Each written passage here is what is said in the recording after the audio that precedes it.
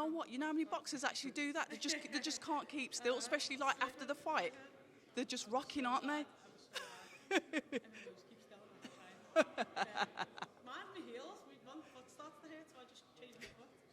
Yeah, that's why I'm always in flats. October Red Boxing here with the lovely Natasha Jonas. Natasha, congratulations on your new signing. Talk to us a little bit about that.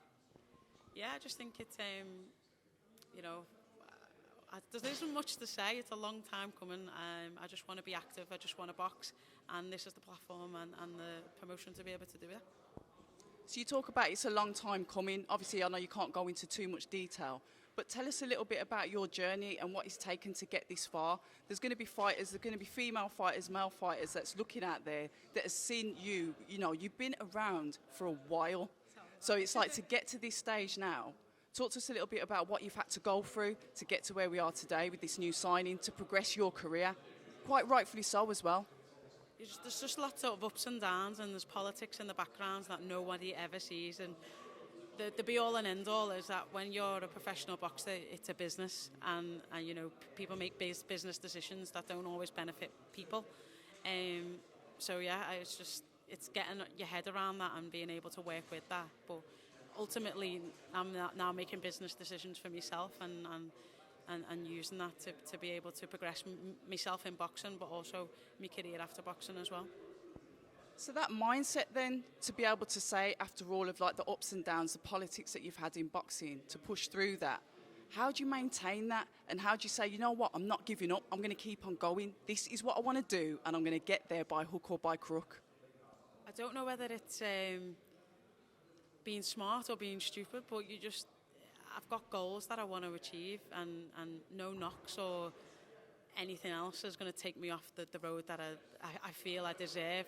And I want to achieve, so nothing's going to knock me off that. I just take it all on the chin, excuse the pun, and just roll with the punches and just go. And you know, once I've achieved that, then I'll sit back and you know, take another look at where I want to be and what I want, and reevaluate, you know, my life at that time. But right now, I've got goals. I want to achieve them. I haven't, so there's nothing that's going to knock me off that path.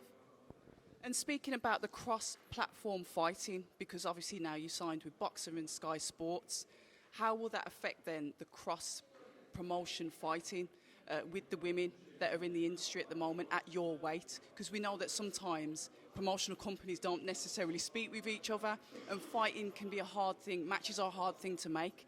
With SkySports BOXXER, what did they do to guarantee you'll get the fights that you want, the fights that you need to have to progress your career? I think the plan is to put myself in mandatory positions, and then, you know, once you are a mandatory, either the person has to give up the belt or you have to fight for the belt. What platform it's on and whatever has got nothing to do with me. That'll be for the two companies to sort out.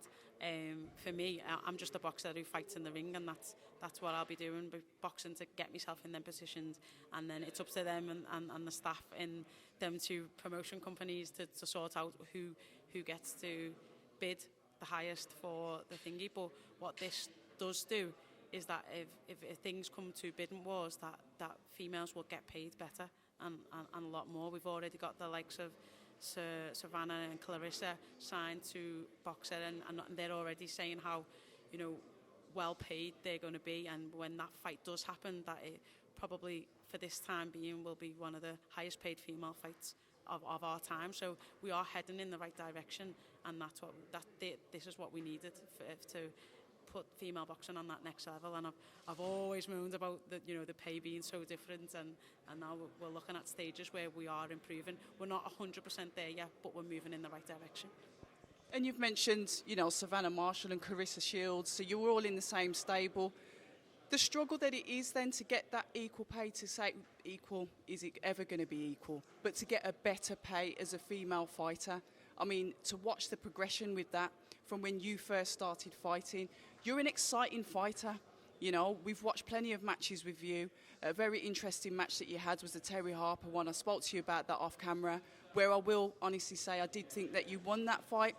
So moving forward, with the fact that you're now going to start to get a better pay, how much more does that motivate you to get in the ring and fight more often? You know what? You know what's mad about the pay? I don't know any female that's asked for equal pay, but what we have asked is it to be fair, and there's a big difference. I'm not asking, because there's disparity between, you know, what Anthony Joshua gets paid and what Paul Butler gets paid. So there's disparities even in the men's sport, and no one's arguing, you know, people have a bigger pull than others. Like I said, it's a business. You are a product. But what we are saying is that, you know, Terry Harper is a massive ticket seller. You know, I've been a top ticket seller at local shows twice. So if that's the case, then there is a demand for us to be there. You know, we've Fight of the Year, Ring Magazine for the Harper fight. You know, people asked for the rematch. People questioned why myself and Taylor wasn't topping the bill on the Parker Chisora one. So that just shows you how far women's boxing's come, and that people and fans enjoy watching boxing at its highest level. So if that being said, the product's better, the pay is, why isn't our pay better? Do you know what I mean? So that's it is getting better, and we're trying to get there, but it's not 100% there yet. So then, yeah, and you're right, and it's a good point to make, because there's fighters that are coming through at this pivotal time now where the change is starting to happen, so they won't have had to necessarily had the experiences that you had. But you said about like the management side, the politics side. I mean, how long did it take you to sit down and say, okay, I've got to really start to evaluate this now and start making decisions that are best for me? I think you get so much bits of information, and you know, everyone's got something to add, and you try and take it all on board, like being a new mum. And you know, you've got your new baby, and you want to be a perfect parent, so you want to listen to every bit of advice, and you want to take it all on board, and you want to use it, but not all of it works for you. And that's the same with boxing. You know, you've got to take bits of advice from people who are experienced at it, management company, trainer, whoever that may be, your promoter. But then you've got to take out the bits that work for you and use that. And that it takes a while, because it's like, you know, I'm only like 13 fights in myself, so I'm still learning, believe it or not. I'm still learning the game, still learning the business. So that takes a while to do, and I'm just doing right now from the information that I've got and making the best decisions for me. It's really positive to hear that you're taking that steer, you're taking that ownership of where you want to go in your career, because often in boxing, you're led by the managers, you're led by the promoters. So it's good to hear that as you've gone through that, as you've had that experience, you've started to take that on board to help progress you as a fighter. But we're going to get down to it.